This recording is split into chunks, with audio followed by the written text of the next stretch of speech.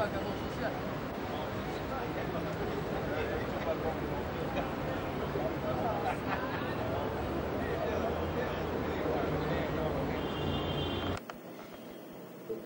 service, ça va être le général Passion. Oui. Qui se dit quand est-ce qu'il arrive, mon colonel. Et c'est pour que bientôt.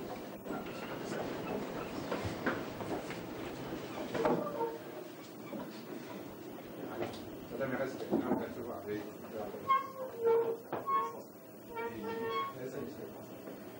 Mon adjoint à Baroco, l'adjoint à Popes et l'adjoint administratif et logistique. Là, c'est la maison ici. Et la Légion d'intervention rapide, la PIG. J'entends beaucoup parler de vous, donc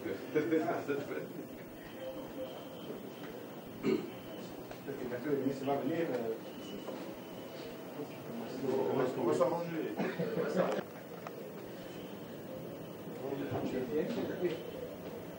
Le fait, c'est pas le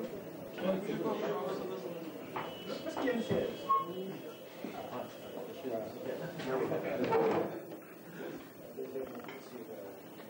Le début de l'existence est réel.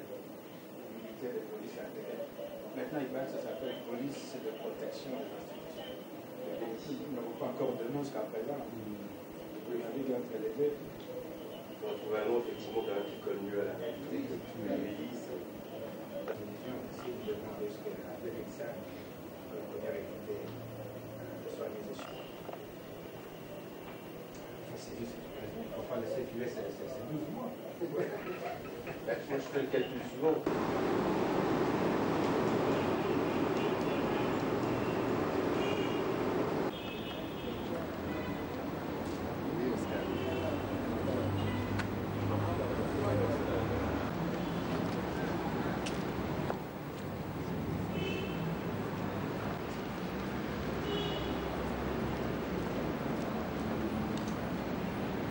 Kuna serika keti kama ndabenda na yeye kwa action yense mtu anaye de phone sina bi nasa yo on se fait ça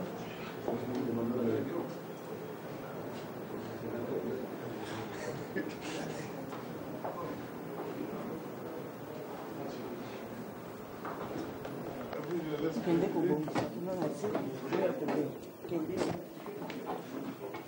On est fatigant. Oui, quand même, province orientale. Oui, 600. Pour l'instant.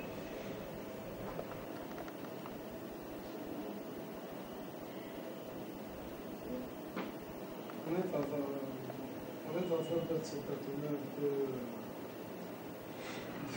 de taper un peu le tout. Et puis, dans les 3 semaines qui viennent, nous sommes déjà presque à la fin du nouveau bâtiment. Pour la semaine prochaine, c'est la polyclinique qui va être opérationnelle. Après l'inauguration du nouveau bâtiment, c'est là maintenant qu'on va poser un peu de pierre pour nos 4 bureaux, donc on va un peu donc 4 bureaux de district. On va faire de sorte que ces 4 bureaux soient opérationnels au plus tard moyen.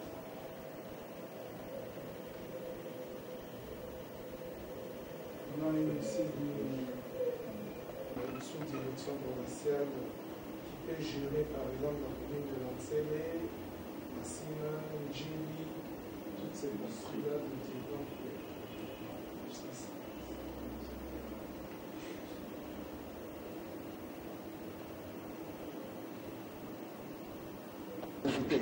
Tant qu'enfant, vous demandez de couper les rubans d'honneur pour que les puissiez ouvrir.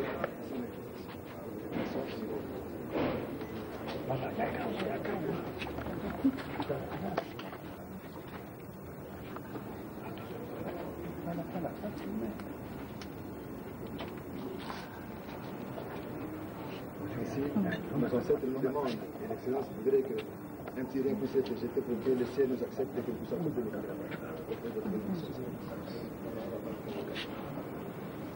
C'est pour les anciens. Si vous acceptez ce geste, est-ce qu'on peut applaudir les Égyptiens?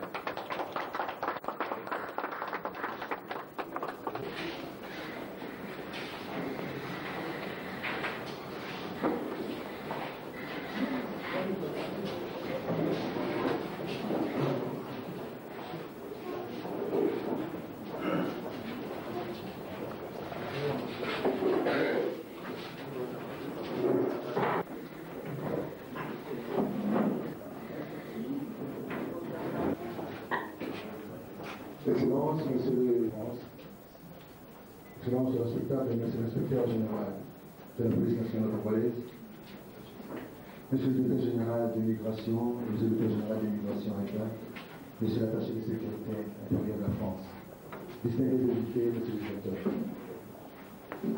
En ce jour de jeudi 22 janvier, la DGM se trouve vraiment être honorée par votre présence, Excellence, puisque d'abord, c'est l'inauguration de la grande salle qui servira désormais à donner la matière migratoire au fils de ce pays pour le renouveau. Et aussi, dans le cadre de la coopération avec la France, Excellence, vous aurez vous-même à apprécier le reste du temps. Pour ne pas monopoliser la parole, permettez-moi avec respect, Excellence, que nous puissions vous demander, et ensemble, de nous lever pour scander l'hymne de l'honneur. Nous allons chanter dans l'hymne. Et pour Congolais, unis par le sang, unis dépendants, se dressons nos fronts, plus bel élan dans la paix au peuple avant, par le labeur citoyen, entonnez l'hymne sacré de votre solidarité, l'emblème d'or de votre souveraineté. Congo, don béni, Congo des aïeux, Congo, au pays, nos peuples en ton sol et nous assurerons ta grandeur. 30 juin au doux soleil, 30 juin du 30 juin, jour sacré soit le témoin, jour sacré de l'immortel, serment de liberté, que nous léguons à notre postérité pour toujours. Monsieur le chargé de la sécurité intérieur de son Brados de la France. Bien après lui, Excellence, c'est M. l'ambassadeur de France qui prendra l'immigration, de prendre la parole pour la ministre.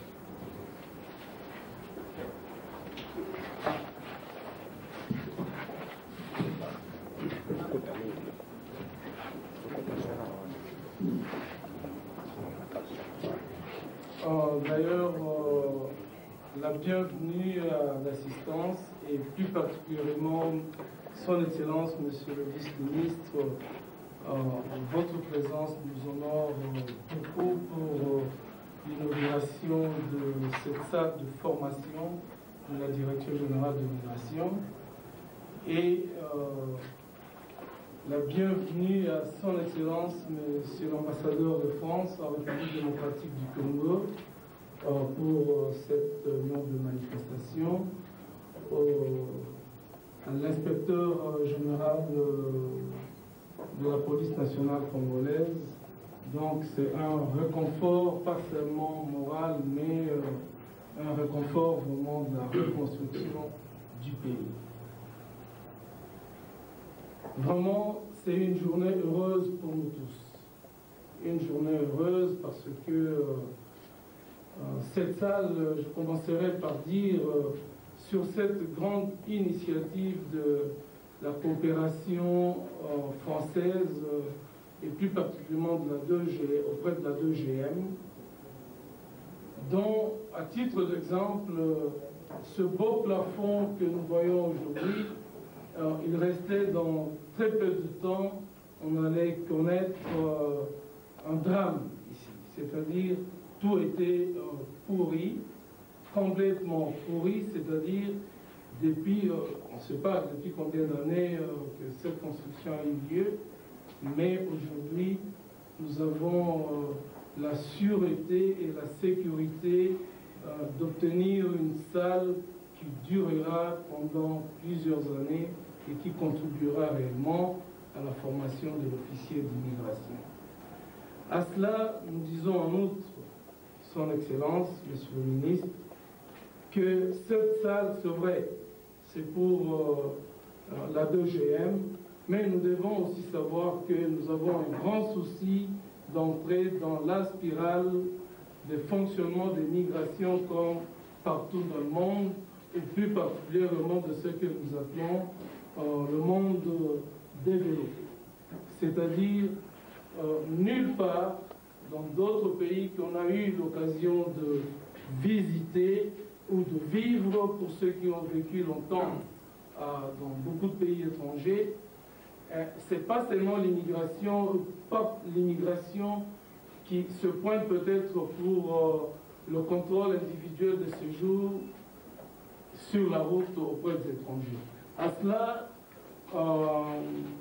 je demanderai à l'inspecteur général de la police que cette coopération française auprès de la DGM, et plus particulièrement cette salle, ne pourra pas se limiter qu'à la formation de l'agent de la DGM.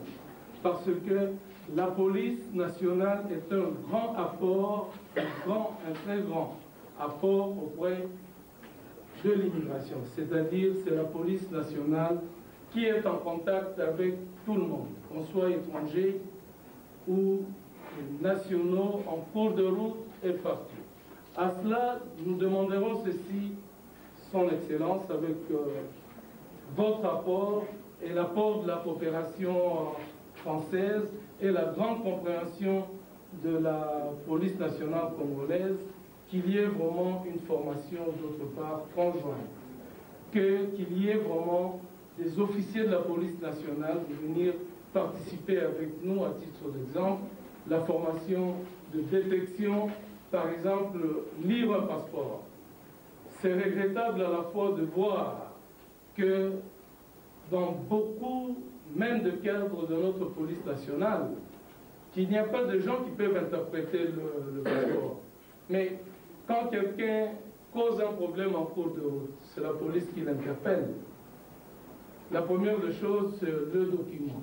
S'il est étranger, donc c'est-à-dire l'officier de la police nationale doit être en mesure de lire le passeport et de voir ce qui est réellement dedans. Au cas où que la personne peut-être il est en irrégularité de séjour, à ces moments, la police nationale peut nous le confier. Mais voir les officiers d'immigration sur les rues, par exemple, aller demander des pièces, cela ne nous permet pas d'entrer dans la spirale de fonctionnement et de la bonne collaboration entre la police et l'immigration. C'est-à-dire, cette salle, vous devez le savoir, ce n'est pas seulement pour la formation de l'officier d'immigration et de cet apport dont nous on a besoin, comme la police est l'instrument public pour l'ordre public. En tout cas, la porte est ouverte et les programmes peuvent être toujours bien établis ensemble pour que nous reconstruisons vraiment le pays dans le sens du développement qui est l'exemple de pays hautement développés. Alors, pour cela, en tout cas, je remercie la coopération française dans le sens que pour ceux qui ont connu cette salle il y a quelques jours avant, en tout cas, ne pouvaient pas admirer qu'on pouvait se retrouver dans une belle salle comme celle-ci. Alors, la coopération aussi, c'est quoi? C'est pas une colonisation, parce que l'homme a toujours besoin d'apprendre des surprises auprès de l'autre. Donc, aucun de nous ne peut nier que la France a le surplus auprès de nous. Et on a le devoir de vraiment, et je vous demanderai vraiment d'applaudir cette réalisation de la coopération française et que cela vraiment aille de l'avant.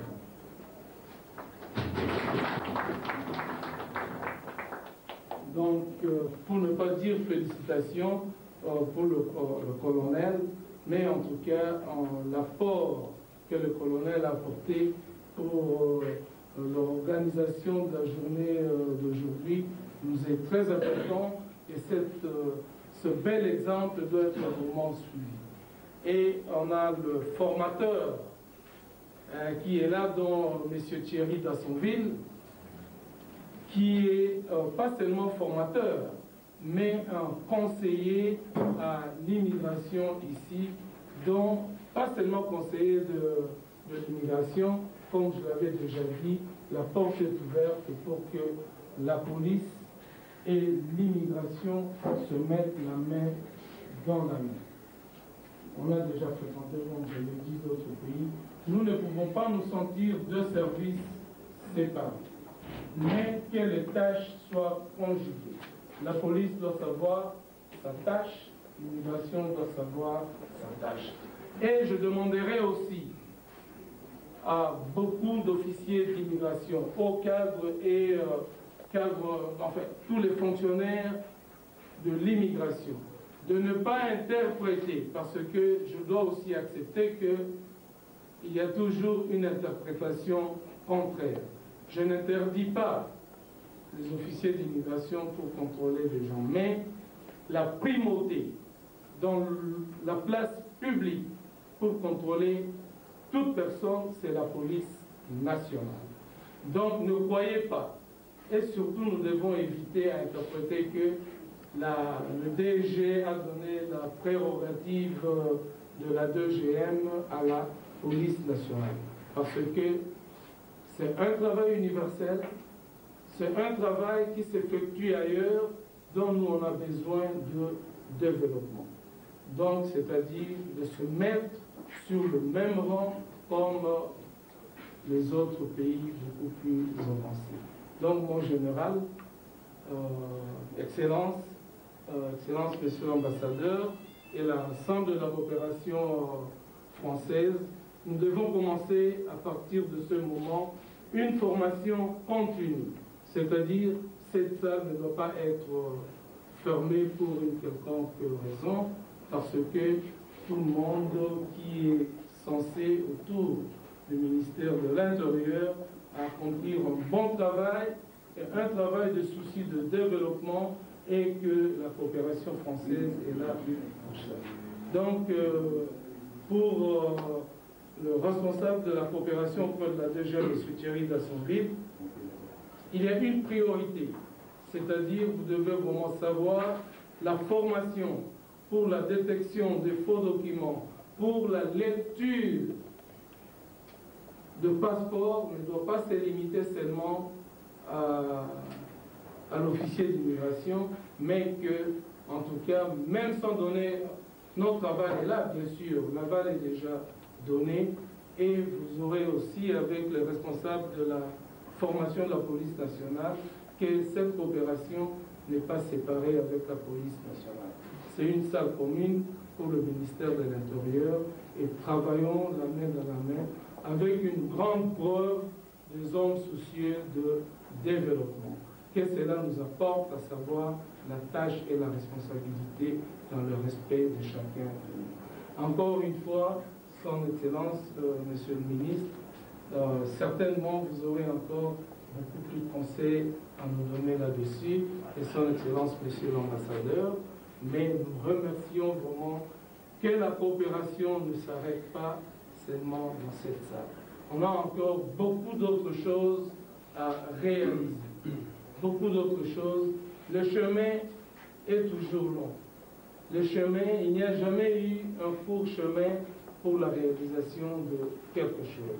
Mais ce grand pas qui vient d'être effectué, et cette belle salle doit aussi produire des hommes honnêtes de part et d'autre de responsabilité de la sécurité publique que nous sommes censés de gérer.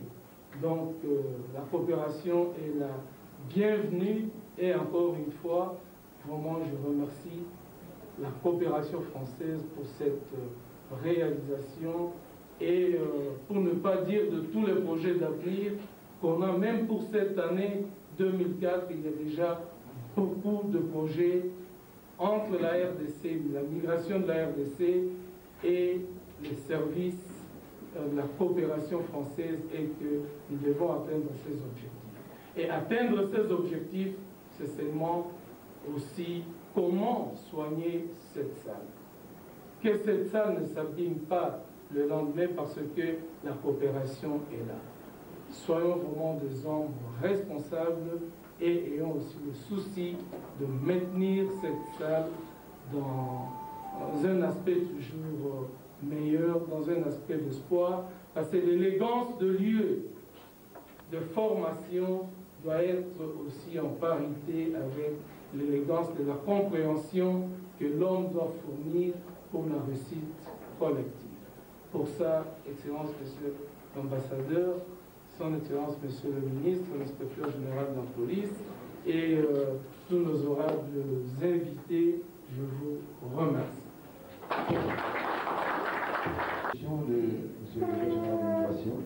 Derrière, Excellence Monsieur l'Ambassadeur de France, Monsieur l'inspecteur divisionnaire en chef, inspecteur général de la police nationale congolaise, Monsieur le directeur général de l'immigration, Messieurs les inspecteurs généraux, Mesdames et Messieurs, les représentants de la presse. Je voudrais vous communiquer brièvement les grandes lignes de notre plan de coopération policière pour l'année 2004. Il comporte 3 volets successifs. Le premier, qui a d'ailleurs démarré dès la fin de l'année précédente, consiste en l'organisation d'un grand nombre de stages individuels de formation spécifique qui vont concerner plus de 180 agents de la police nationale congolaise ou de la Direction générale des migrations. En France, en République démocratique du Congo ou dans d'autres pays d'Afrique de l'Ouest, nous avons des écoles nationales à vocation régionale. Le second volet, qui prendra son essor sous peu, visera à moderniser un bataillon de la police d'intervention rapide de Kinshasa. Le dernier volet, programmé pour le milieu de l'année, consistera à apporter notre soutien technique aux officiers de police judiciaire et au développement de la police technique et scientifique. Aujourd'hui, il s'agit pour moi de décliner devant vous les objectifs et le contenu de la première étape. Ils sont au nombre de 3, ces objectifs. Premièrement, perfectionner en France quelques directeurs dans leur domaine de compétences, enseignement, administration, immigration. Deuxièmement, réinstaurer la formation de jeunes cadres dans les écoles françaises. L'École nationale supérieure de police, l'École nationale des officiers de la gendarmerie nationale, l'École nationale des officiers de police et le stage de diplôme d'état-major. Troisièmement, accroître le professionnalisme des agents dans les domaines que vous avez estimés prioritaires, c'est-à-dire la police judiciaire, le maintien de l'ordre, la protection rapprochée, la sûreté aéroportuaire, vous l'avez souligné, monsieur le directeur général, la lutte anticorruption, la déontologie, enfin l'organisation du renseignement. C'est un programme ambitieux qui s'échelonnera sur toute l'année et qui nous permettra ensuite de nous appuyer sur des agents qualifiés qui joueront le rôle de guide et de formateurs relais dans leurs unités d'appartenance. S'il fallait donner un coup de projecteur sur quelques nouveautés très symboliques de cette coopération, je citerai l'arrivée du premier stagiaire congolais au sein de la prestigieuse École nationale supérieure des commissaires de police français pendant une année entière. Mais également le passage de policiers de la République démocratique du Congo en stage de protection rapprochée au GIGN ou encore à Fontainebleau pour découvrir pendant un mois les nouvelles techniques d'identification criminelle. Enfin, soulignons les visites des directeurs de services spécialisés sur la plateforme aéroportuaire de Roissy-Charles de Gaulle, c'est le directeur général, ou au sein de l'état-major de la direction des renseignements généraux. Le détail de ces formations figure dans le mémo remis aux représentants de la presse. Mais je m'en voudrais d'omettre les formations sûreté aéroportuaire et de contrôle documentaire organisées par Thierry Lassonville, qui est aussi à l'origine, avec, comme vous le savez, avec M. Pierre Yambouya, de la réalisation de cette salle de formation, qui sera prochainement équipée d'un dispositif de projection PowerPoint et qui devrait voir passer de nombreux stagiaires de la DGM, et j'ai bien compris d'ailleurs. J'en profite d'ailleurs pour remercier M. Denis Berthelot, qui est le chef du service de coopération et qui est à l'origine directe du financement de ce projet. Nous avons également pour objectif d'instaurer une liaison informatisée entre les services de la DGM de N'Djili et la direction générale pour faciliter et accélérer les échanges d'informations depuis l'aéroport par interconnexion de 5 ordinateurs. Toutes ces actions, vous vous en doutez, mesdames et messieurs, ne sont pas le fruit de l'imagination fertile d'un colonel isolé. Mais je tiens à le souligner, c'est le produit d'une réflexion commune, partenariale, au cours de laquelle les uns essaient de répondre le mieux possible aux besoins exprimés par les autres, et ceci en toute fraternité. 2004 sera donc une année test, couvrira la presque totalité du spectre missionnel du métier de policier, dans la perspective d'en tirer des enseignements et déterminer des axes d'effort pour les stages individuels de 2005. Je vous remercie de votre attention. Après l'intervention du... Excellences, Monsieur le vice-ministre de l'Intérieur, Excellences, Monsieur l'ambassadeur de France, Monsieur le directeur général de la DGM, Mesdames et Messieurs, je suis heureux d'avoir été associé à cette manifestation, d'autant plus que je viens de l'apprendre maintenant que la salle dans laquelle nous nous trouvons servira aussi à la formation des officiers de la police. Monsieur le directeur général, Monsieur l'ambassadeur, encore une preuve que vous tenez absolument à voir notre police aller de l'avant et évoluer la main dans la main, comme l'a dit le DG, avec les éléments de la DGM. Mais je suis aussi, surtout, heureux de me trouver parmi vous pour louer à cette occasion la coopération sincère, le partenariat, comme l'a dit tout à l'heure le colonel Eric, il s'agit d'un partenariat bien compris, louer cette coopération de la France, les apports que la France apporte à la police. Le président de la République disait dernièrement, en s'adressant à son homologue, la République sud-africaine, que c'était dans le malheur qu'on reconnaissait ses meilleurs amis. Je crois que ce dicton ou cette phrase peut aussi s'appliquer à la France aujourd'hui pour ce qui concerne la police. Parce que, au fort de la guerre d'agression, nous avons attendu la voix de la grande et douce France donner raison à notre pays. Des échos aussi nous sont parvenus des Nations Unies. Et depuis que nous sommes dans la période de la transition, beaucoup de délégations, beaucoup de missions diplomatiques, beaucoup de pays sont venus, certes à la rescousse de la République, mais puisque je parle de la police, ils sont venus voir les officiers dirigeant la police nationale pour des interventions dans le cadre de la formation de la police, de son équipement, pour que ce rendement soit le mieux qu'il ne l'a été jusqu'à aujourd'hui. Ce rendement soit perfectible. Mais j'allais dire, hélas, que beaucoup de promesses, sauf la France. Si tous ces amis qui sont venus nous voir faisaient ce que la France a déjà fait aujourd'hui, la police aurait déjà fait un grand chemin.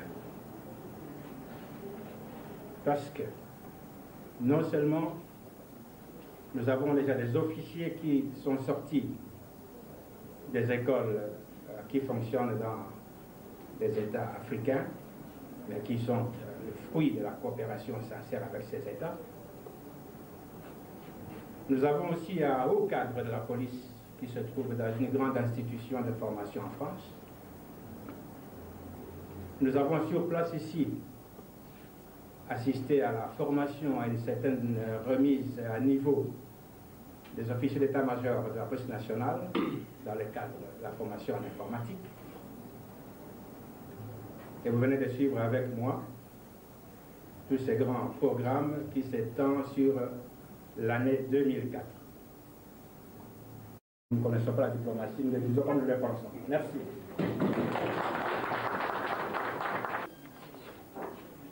Monsieur l'inspecteur général, monsieur le directeur général, mesdames et messieurs, chers amis, c'est un grand plaisir d'être aujourd'hui parmi vous pour cette inauguration d'une salle de formation. Parce que je voudrais vous rappeler une sorte de parabole d'un peuple du Soninké qui vit sur les rives d'un autre grand fleuve, le Niger, en Afrique de l'Ouest. Et cette parabole, c'est le vieux qui dit aux jeunes: si je te donne une pirogue, tu seras content tant que la pirogue sera là. Mais si je t'apprends à pêcher, là tu seras sauvé pour toute ta vie. Et je crois que c'est bien ce qui anime notre coopération en faisant beaucoup de formations. Parce que la formation, c'est du partenariat, c'est du partage de savoir, c'est de la vraie coopération profonde, et c'est celle qui permet ensuite de transmettre quelque chose qui autorise l'émancipation et l'intégration dans le futur de jeunes générations. C'est pour cela qu'à chaque fois que nous inaugurons avec nos partenaires une salle de formation, je crois que c'est là que nous ressentons la plus grande fierté d'être dans un pays. Alors, cette salle est consacrée à des travaux, j'ai bien écouté ce qui a été dit par les uns et par les autres, des travaux de formation de la DGM, mais également de la police. Et peut-être que mon propos va être un peu plus porté sur la police à cette occasion. Car, dans un état de droit, le rôle de la police est déterminant, fondamental, même le rôle aussi de la DGM, mais la police en général. La mission existe, mais la mission n'est pas tout. Il faut aussi actualiser les méthodes, moderniser les techniques, qui doivent s'inscrire dans un souci de proximité et d'amélioration du service public. Alors c'est un chantier considérable, puisque votre pays, que nous aimons, puisque nous sommes là, est en reconstruction. C'est un chantier considérable, et je dirais que toutes les bonnes volontés sont les bienvenues. Car, même si je remercie monsieur l'inspecteur général des mots qu'il a eus à notre endroit, nous n'avons pas la prétention de couvrir toute l'étendue des besoins. Et nous allons nous efforcer d'amener aussi notre partenariat, parce que c'est une œuvre considérable, mais une œuvre à faire ensemble. Il n'en reste pas moins que l'expertise française est quand même très reconnue, et que quelque part, en termes de maintien de l'ordre public, nous allons certainement vous apporter le meilleur, et ça c'est un petit peu de chauvinisme, et vous le pardonnerez à cette occasion.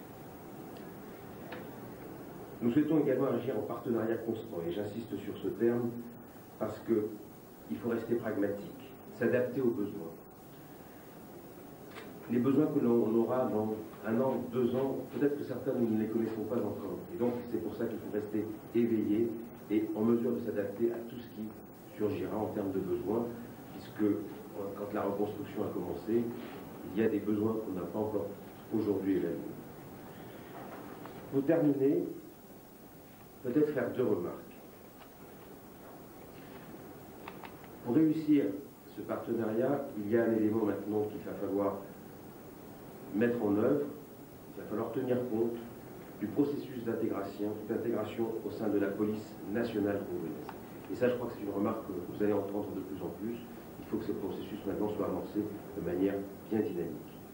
Cela va dans le sens de l'histoire, cela va dans le sens du redressement de votre pays. Une deuxième remarque que je ferai, c'est que votre travail, l'activité que vous menez, est fondamentale, mais elle est aussi dangereuse. Elle implique aussi que parfois la vie de famille est difficile parce que vous êtes quelque part 24 heures sur 24 à la disposition des citoyens. Et c'est pour ça que je dirais qu'il y a un effort de reconnaissance du travail que vous faites, effort de reconnaissance qui doit sans doute passer par, quelque part, une amélioration au plan financier, donc au plan des salaires. Il faut reconnaître le travail que vous faites à travers cet élément. Alors ce sont des remarques que je formule aujourd'hui.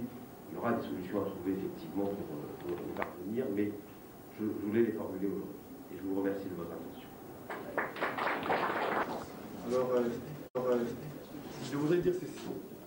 Allez de vous présenter, où était l'organe de presse. C'est Christian Tchombe, RTNC. Ok. Ok, il est facile de croire que vous nous aidez, en tant que peuple congolais, à entrer dans la spirale des autres pays dans le domaine des migrations. Mais à rapprocher cette cérémonie d'aujourd'hui avec le front migratoire clandestin en France, nous pensons que vos intérêts prédominent. Nous sommes encore, chez nous, en République démocratique du Congo, au stade très très bas. Chez nous, traverser d'un lieu à un autre, ce n'est pas encore dans les mentalités. Donc, si les Congolais vont en France, ils estiment que c'est là où ils peuvent trouver quelque chose pour continuer à vivre. Nous voulons que vous puissiez équilibrer les rapports, les différentes interventions de la France par rapport à ce que nous nous réservons et par rapport à ce que vous bénéficiez dans le cadre de la coopération. Je demande à ceux qui ont des questions en ce qui concerne l'ambassadeur de France, qui les pose et en fait... Véritablement une question, mais la remarque a été formulée par le premier orateur de la RTNC. Je crois qu'il faut bien considérer le fait que nous avons maintenant un phénomène global de mondialisation. Et la mondialisation, ça veut dire effectivement une accélération des échanges entre les différents pays. Et qui dit accélération des échanges, dit aussi qu'il faut avoir un meilleur contrôle du débit, des flux de ces échanges pour que cela soit harmonieux et que cela profite également à tous les participants à l'échange. Donc ça veut dire qu'effectivement, il faut améliorer dans le cadre d'une coopération les méthodes de contrôle, les moyens de savoir qu'est-ce qui peut bénéficier aux uns et aux autres. Une immigration qui est, par exemple, frauduleuse, gêne le fonctionnement normal d'une immigration qui, elle, est productive. On n'empêche pas les gens de circuler, ça n'a jamais été possible dans l'histoire de l'humanité. Elle est fondée, l'histoire de l'humanité, sur les déplacements. Eh bien, on améliore les déplacements, on les rend plus rentables lorsqu'il y a un cadre organisé qui permet de les réguler. Et je crois que c'est ça qu'il faut bien comprendre. La mondialisation, ça veut dire la professionnalisation des échanges. Nous contribuons ainsi à cette professionnalisation des échanges, avec d'ailleurs aujourd'hui une préoccupation aussi qui est assez importante. Depuis les événements malheureux de 2001, du 11 septembre 2001, il y a aussi une volonté de se prémunir globalement, toutes les nations, contre le terrorisme. Et l'amélioration de la DGM, l'amélioration de la police en République démocratique du Congo, c'est protéger le pays à l'égard d'actes qui peuvent être des actes de terrorisme. Donc je crois que c'est ça la philosophie qui anime globalement cette coopération. C'est un partenariat. Ce n'est pas un échange inégal, c'est un véritable partenariat. Et c'est pour ça qu'on insiste sur la formation. La deuxième question, bon, il y a un petit peu peut-être une préoccupation statistique. Je suis peut-être pas le mieux placé pour vous donner exactement les éléments statistiques, et je crois que le colonel Ombrados en a déjà répondu pour partie à cette question, et en l'ayant bien écouté, on doit avoir les éléments. Mais je dirais qu'effectivement, l'information va s'échelonner sur une période de temps. On n'envoie pas 180 personnes en même temps parce qu'il y a aussi des besoins au sein de l'administration. Et là encore, c'est un partenariat, c'est en fonction des besoins que l'on fait cela. Puis il y a différents niveaux de formation. Il y a des écoles spécialisées pour telle formation, mais également tel grade. Et c'est comme ça que ça va se passer.